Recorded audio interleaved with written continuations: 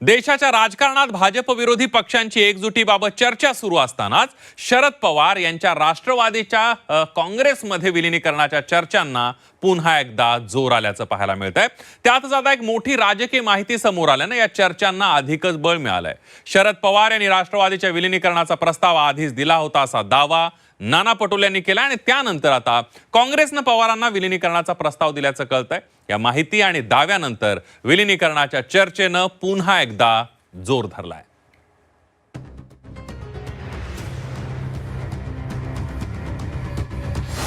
राष्ट्रवादीकडून आधीच विलीनीकरणाचा प्रस्ताव, नाना पटोलेंच्या दाव्यानं पुन्हा चर्चेला ऊत।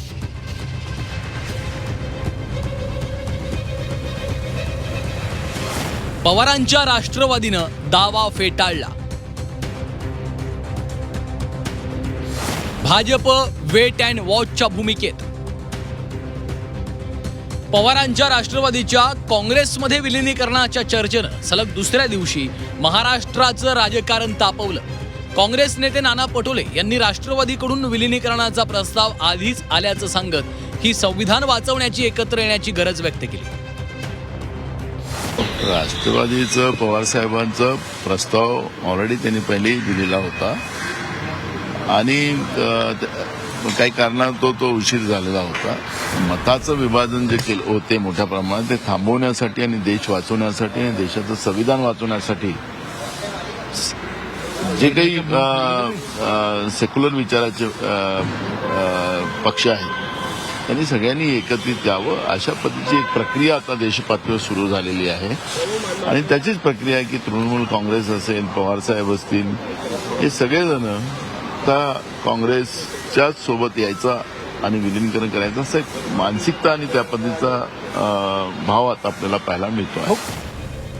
ठाकरेंच्या शिवसेनेचे खासदार संजय राऊतांनी पुन्हा एकदा विलीनीकरणाच्या चर्चेला दुजोरा दिलाय। काँग्रेसच्या मजबूतीसाठी त्यांनी इतर पक्षांना सोबत येण्याची चर्चा सुरू केल्याचं राऊतांनी सांगितलं, पण यासाठी पवारांनी पुढाकार घेण्याची गरज राऊतांनी व्यक्त केली आहे। काँग्रेस पक्षातून वेळोवेळी अनेक घटक, अनेक नेते बाहेर पडले, त्यांनी पुन्हा एकत्र येऊन मूळ काँग्रेस मजबूत करावी ही भूमिका मी मांडली।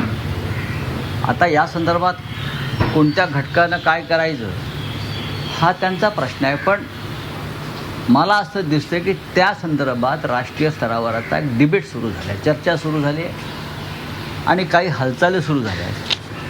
त्याचं स्वागत केलं पाहिजे। संजय राऊतांनी पुन्हा काँग्रेसच्या मजबूतीचं विधान केल्याच्या नंतर काँग्रेसकडनं राऊतांच्या विधानाचं स्वागत करत इंडिया आघाडीच्या पक्षांना आवाहन करायला सुरुवात केली आहे। मेरा तो मानना है कि ये पार्टियों का, संजय राउत का दम है। वक्त आ गया, अभी लड़ाई लड़नी है डेमोक्रेसी को बचाने की। डेमोक्रेसी को बचाने की जब लड़ाई युद्ध के मैदान में हम लोग हैं तो संजय राउत का मैं सपोर्ट करता हूं कि ये सब पार्टियों की जो रीजनल पार्टी बन गई कांग्रेस अलग होके उन सबको वापस शामिल होना चाहिए और राहुल गांधी को नेता स्वीकार करना चाहिए दिल से। पवार साहेबांची राष्ट्रवादी काँग्रेस ही जी आहे ती विचारधारेत तर काही फार फरक नाही। आमचं विचारधारा म्हणून तर जी आमची राज्यघटनेची विचारधारा आहे, संतांची विचारधारा आहे, बहुजन समाज आणि पुरोगामी विचारधारा आहे, ही विचारधारा तर एकच आहे, फक्त दोन ठिकाणी आहोत एवढंच आहे। पवारांच्या राष्ट्रवादीच्या विलीनीकरणाच्या चर्चेनंतर महाराष्ट्रातलं राजकारण चांगलंच तापलंय। विरोधकांसह सत्ताधाऱ्यांमधून या संदर्भात विविध प्रतिक्रिया उमटू लागल्यात।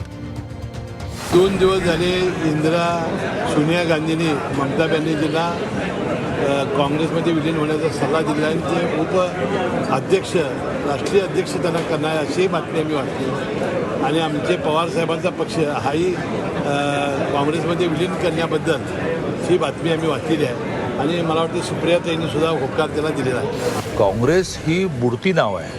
एकट्यात राष्ट्रवादी जर जॉईन व्हायला म्हटली तर सगळे त्या पहिल्या नावेतून, शरद पवार नावेतून पळून जातील आणि जो त्यांना चांगला चॉईस आहे ते जातील। सध्या चॉईस BJPचा आहे। पवारांच्या राष्ट्रवादी पक्षाच्या काँग्रेसमधील विलिनीकरणाची जोरदार चर्चा सुरू असतानाच पवारांच्या राष्ट्रवादीनं मात्र ही चर्चा फेटाळली आहे.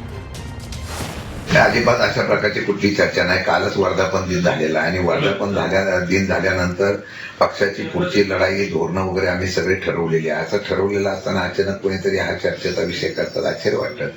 मला वाटतं की त्यांनी त्यांच्या पक्षाच्या बाबतीमधला विषय घ्यावा.